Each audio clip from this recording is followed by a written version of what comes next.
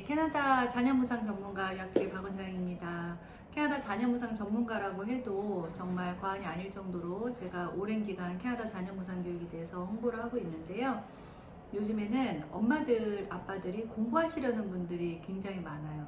캐나다 자녀무상이라고 하면 우리가 일반적으로 엄마, 아빠가 공부하면서 자녀 학비 공짜 공부하는 거잖아요. 무료로. 그런데 이렇게 단순하게 본인 공부하기 싫은데 억지로 공부하기 싫은 학과, 공부하기 싫은 과정을 하는 것보다 내가 하고 싶은 학과를 선택하는 경우가 부쩍이나 많아졌습니다. 그 중에서 오늘은 헬스 계열에 대해서 다시 한번 소개를 해드리려고 해요. 오늘 이제 사례를 한번 드려볼까요? 캐나다 밴쿠버에 계신 이제 학부모님이 연락을 주셨어요. 카톡 내용을 보니까 저하고 1년 전에 상담을 하셨던 분이더라고요. 그런데 그분이 이제 하신 말씀이 굉장히 인상적이었어요. 원장님이 하신 말씀이 여기 와서 보니까 다 맞더라고요. 그렇게 말씀하시는 거예요. 와서 보니까 영주권이 정말 밴쿠버가 어렵고, 그리고 아이 교육을 생각하다 보니까 온타리오주로 가는 게 또 맞을 것 같고, 그렇게 해서 지금은 남편이 공부하고 계시는데, 지금 남편이 공부를 그만하고 이제 한국에 돌아가시면 본인이 내년 초에 온타리오주로 가셔서 공부를 하신다고 해요. 요즘에는 이렇게 미국의 영주권이 참 어렵잖아요. 영주권이 어렵다 보니까 미국의 영주권 신청을 하고 기다리는 분들이 굉장히 많아요. 캐나다에서. 미국 영주권은 신청을 하고 대기하는데 굉장히 오랜 시간 몇 년이 걸리잖아요. 그래서 그거를 캐나다에서 기다리시더라고요.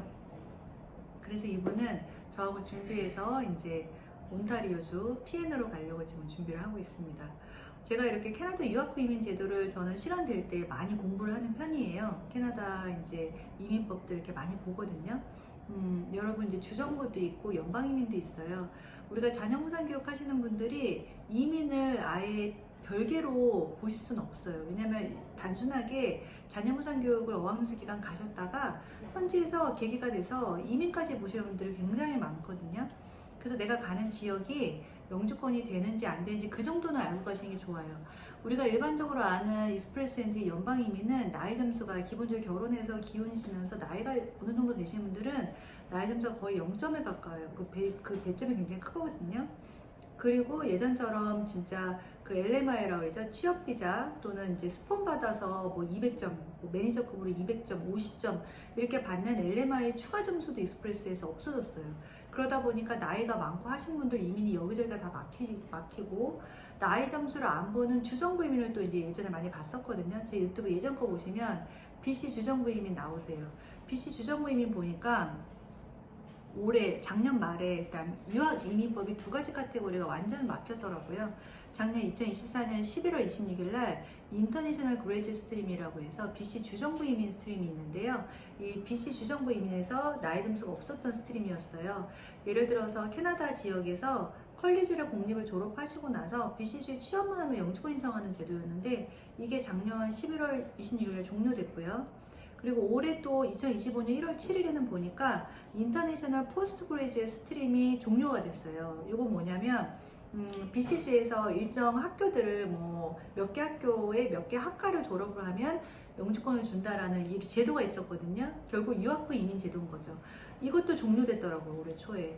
그리고 이제 참고로 올해 상반기에 지난달인 거죠. 4월 14일 날 2025년 4월 14일 날 원래 BC주 캐나다에서 학사나 석사를 졸업하신 분, 학사, 석사, 박사를 졸업을 해서 BC주에 취업하시는 분들은 유학 후 이민법으로 영주권을 주겠다 이런 제도가 나오려고 했는데 이게 무기한 연기됐다라고 나오더라고요.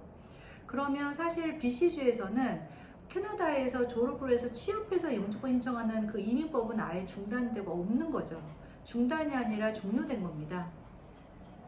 그래서 그 외에 타주의 유학 후 이민 제도도 봐야 되는 거예요. 유학 후 이민 제도 지금 CIC 뉴스에서 제가 보니까요. 2025년 5월 이번 달 기준으로 봤을 때 알버타, 마니토바, 뉴브런즈윅, 뉴펀드랜드, 노바스코샤, 온타리오, 프린스 에드 아일랜드, 사스큐찬주 여기가 유학 후 이민 제도가 아직 되어 있어요. 그래서 저는 이 중에서 사실은 온타리오주에 관심이 많다 보니까 아무래도 이제 자녀무상 교육 가시는 분들은 자녀분들 학군을 위해서 온타리오주를 많이 우선적으로 보셔야 되거든요.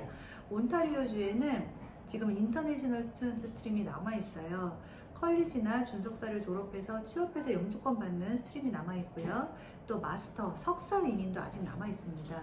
그래서 온타리오주를 가시면서 국립으로 석사를 가신다거나 준석사를 가신다거나 디플로마를 가시면 우리가 졸업해서 취업해서 영주권 받는 데 굉장히 유리하다고 볼 수 있어요. 그리고 그 외의 지역들도 물론 있죠.